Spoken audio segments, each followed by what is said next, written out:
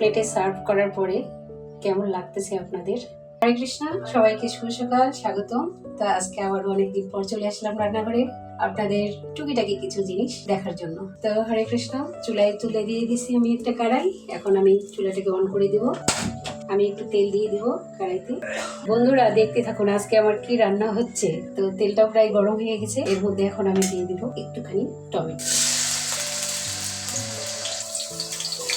আর দিয়ে দিচ্ছি কিছুটা কাঁচামরিচ কুচানো করে আমি রেখে দিচ্ছিলাম। এরকম ভাবে টমেটো কাঁচামরিচ আমি একটু আগে নেড়ে ফেলে নিচ্ছি। বেশ কিছুক্ষণ নেড়ে ফেলে নেওয়ার পরে আমি দিয়ে দিচ্ছি এর মধ্যে একটুখানি লবণ। দুধটা রান্না করতে যতটুকু লবণ লাগে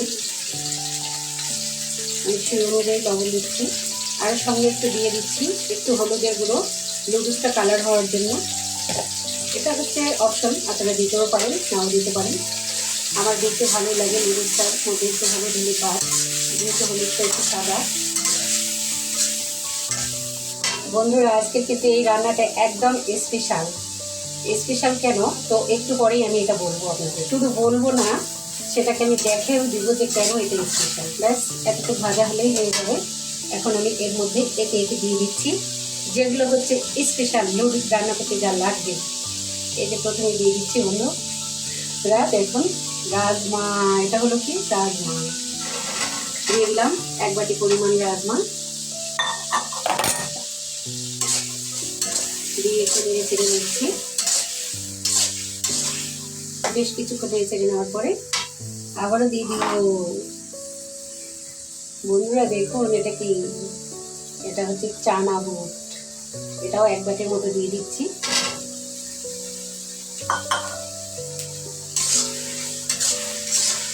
দেওয়ার পরে আবারও কিন্তু নেড়ে চেড়ে নিচ্ছি।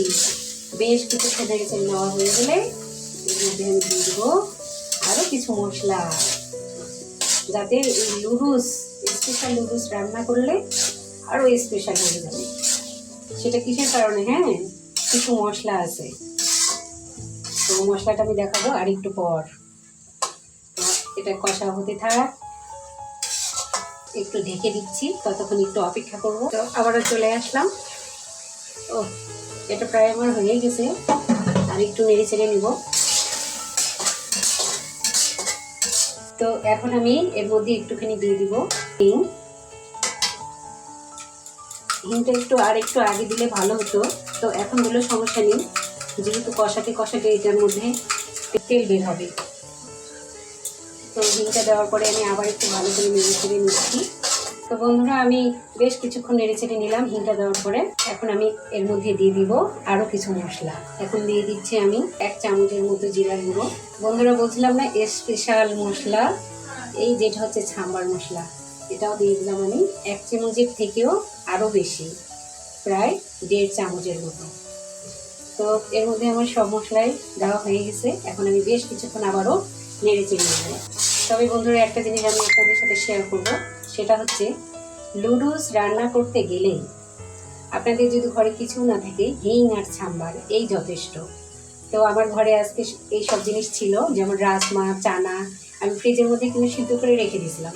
তো ভাবলাম যে আজকে একটু এইভাবে রান্না করি, রান্নাটা কেমন লাগে। মনে হচ্ছে ভালোই হবে। আশা করি আপনারা যদি আমার এরকম ভিডিও দিতে চান তো অবশ্যই আমার ভিডিওটাকে ফলো করবেন। আমার ইউটিউব চ্যানেলও আছে, আর এটা তো ফেসবুক চ্যানেল। দেখতে থাকুন বন্ধুরা। এখন কিন্তু আমি দিয়ে দিচ্ছি এর মধ্যে নুডলস। আমার মশলাটা কিন্তু কষানো হয়ে গেছে, বেশ একটু একটু করে দিচ্ছি আর একটু নেড়ে চেড়ে নিচ্ছি। একবারে সবটাই দিলাম না, তো শেষে সবটুকু দিয়ে দিচ্ছি আমি আবারও। আজকে বেশি করে একটু নুডলস রান্না করছি, অনেকেই প্রসাদ পাবে আজকে, যেহেতু মজার আইটেম সবাইকে একটু অবশ্যই প্রসাদ দিতে হবে।